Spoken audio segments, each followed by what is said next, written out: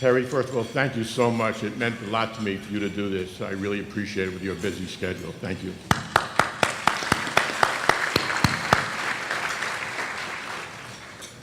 I would like to thank the Father's Day Committee for honoring me today. Receiving the Milt Margolis Award for Philanthropy means a lot to me because I was always taught that part of being a good, responsible citizen was helping others, giving both charity and time. As a child, there was constant meetings in my home, planning various fundraising events for the charities that my parents supported. My sister and I had the pleasure of seeing our mother honored for her work and watching our father giving his full support. My sister and I worked for the March of Dimes, Cerebral Palsy, and collected money in blue cans to plant trees in Israel.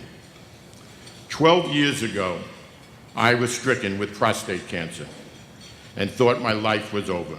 The word cancer is the worst word that anybody can hear. As I recuperated, I began to believe that the urologist who discovered my cancer gave me the gift of life. I pledged that I would help anyone who also suffered from prostate cancer, since I had felt the need for someone to calm my fears and tell me what to expect. I let the word out and that I was available for counseling, and people from all over the country began calling me. I told them the little things that doctors don't tell you and tried to make people laugh with a few of my experiences. It has been very satisfying to be able to help people in their time of need. Since my wife also comes from a family that was active in the community, she too continued the tradition of working with both neighborhood and charitable organizations. Although you may not realize it at the time, your children see you working to help others, and the next thing you know, they are doing the same. We are so proud of the time and energy that our children have put forward working for good causes. But here's the best. Our grandchildren have inherited the trait. They have watched their great-grandparents, us, and their parents, and now you guessed it, they do their part. They donate some of their toys they received to underprivileged children. The older ones gave some of their bar mitzvah money to charity, and our granddaughter Nicole grew her hair in order to cut it for locks of love. Philanthropy continues to be important to our entire family. I only wish today that my parents were here today to see what a great job they did, providing the foundation for 3 generations to build on. I am fortunate to have a second family, though, who has supported all of my philanthropic efforts.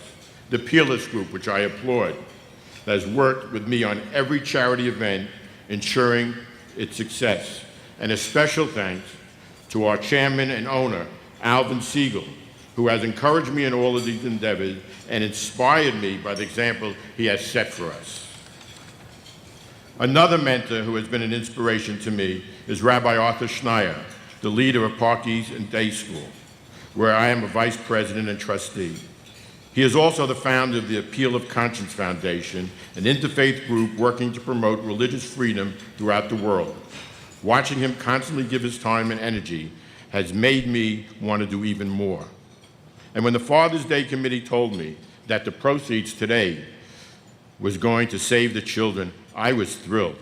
I can think of nothing better on Father's Day or any day than helping children in need. So Mark Shriver, I salute you for the hard work and dedication that you do. It's just fantastic.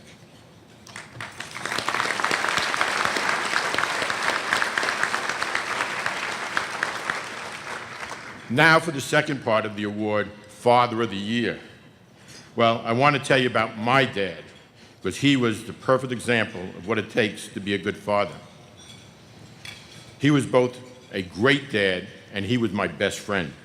Dad was a tough kid from the Lower East Side, but he taught me to love and to show love, to be proud to kiss your dad hello, no matter where you were or who was there.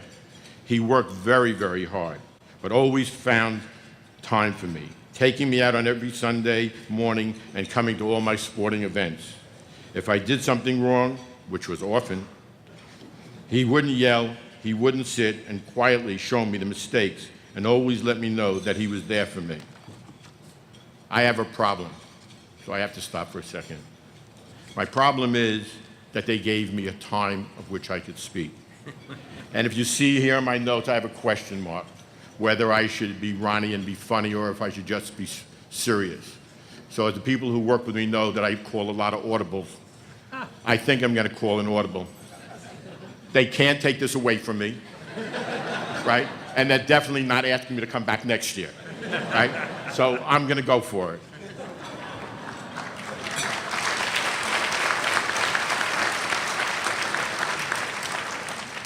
When I was a kid, I loved basketball. Not for you, Coach K, I couldn't have made your team. But I loved Bill Sharman, who played for the Boston Celtics. And I would walk around my house practicing my one-hand Bill Sharman shot. Never really made a basket, but in the house I practiced. My sister was in the living room, and I came in to show her that I think I had it perfect. Well, it dropped out of my hand and broke my parents' favorite lamp. The noise made my parents come into the room and looked at, who did this? My sister, trying to protect me, told my father, Bill Sharman did this. So my father knew it was me, of course, and he gave me a lesson about respecting other people's property and being more considerate. Fast forward 2 years. My father had a beautiful fish tank in my room. You could guess the story, right? My best friend at the time, Richie Ada, who's still my best friend 50 years later, we were having a catch with a baseball. Now I'm Whitey Ford for the New York Yankees. I throw Richie my curveball. It didn't break, but it broke the fish tank. Dead fish all over my room. This time my father wasn't so nice. He never yelled. He put me to work in his store every Saturday till I had enough money to pay them back for the fish and the tank. And the third story I want to tell you was 2 years later. I'm 17, just graduated high school. I'm as cool as can be. It's graduation, my prom, and now, of course, there's always a party the next day. I invite my girlfriend to the party. I asked my dad if I can borrow his brand new silver 98 Oldsmobile convertible with gray with red seats. I was looking cool. Took her out to the party, and I thought I'd win her over a little bit more. I said to her, would you like to learn how to drive a car?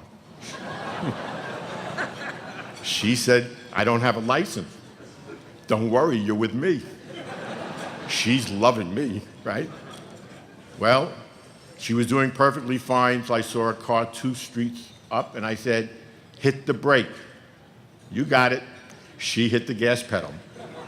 The car was sitting, the engine and the fire hydrant were right next to each other on the car. She had black eyes, I had a gash. Now guess what? I had to call my dad. Called my dad, told him I smacked up the car. First thing, good dad, wanted to know if I was okay. Yes. What happened? I told him. That night he saw the car. He called me into his room and said, what happened? So I told him the story again. He said, you're lying to me.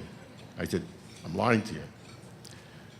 He proceeded to tell me that he wasn't so annoyed that I smacked up the car, that it was immature and stupid of me to endanger the 2 of our lives in the car, but he was angry that I lied to him. And the point he wanted to make to me forever was you never have to lie to your parent, whether good things or bad things. So I said to him, I drove the car. So I want you to know about the impression I made on that girl that day. She is sitting here today as my wife.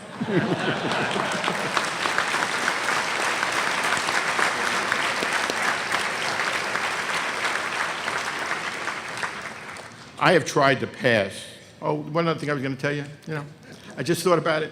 My father had to come to school so many times because of me that they should have given him another diploma. I really think so. I have tried to pass his positive attitude and his warmth onto my children and my grandchildren, as well as our traditional kissing. I miss him very, very much, and I feel very bad that my grandchildren never had the opportunity of knowing such a sweet, loving, unselfish man. Now I'd like to introduce my family. It goes without saying that to be a good father, you need a loving partner who instills good values in the family and keeps things together while you're out of the country. At business meetings, behind closed doors, long-distance phone calls, on and on. The person who has really held our family together and taught our children to know the difference between right and wrong, to be reliable, loving, to study, to work hard, and to be the best they can, is my wife, who I have loved since she was 14 years old. I won't tell you how many years ago, or I'll stop being the love of her life. Please meet Poppy, the love of my life, my partner, and my best friend in the world.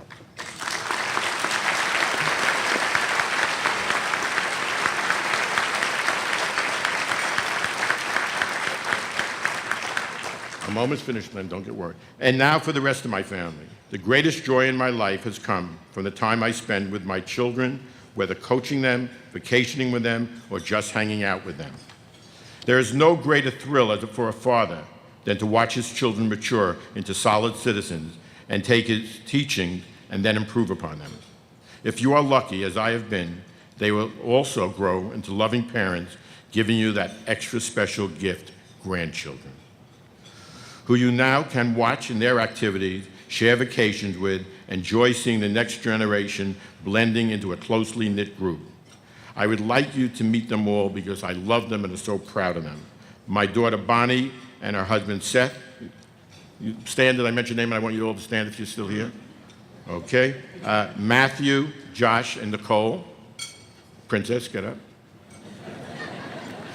My son Richard and Jennifer and their boys Ryan and Gavin. My daughter Mindy and her husband Stephen and their children Sir Zachary and Jared. And my son Howard. My sister Linda and her husband Lloyd and their family. My sister-in-law Iris and her husband Howard.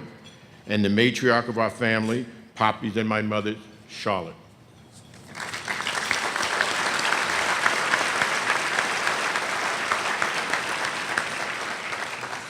So, Mom and Dad, my life started with you always being there for me and teaching me right from wrong. And I continued on this wonderful journey that has brought me to this special moment. I thank you all for the awards you have given me today. I am humbled by your recognition of my achievement and filled with pride in my family that you see before you.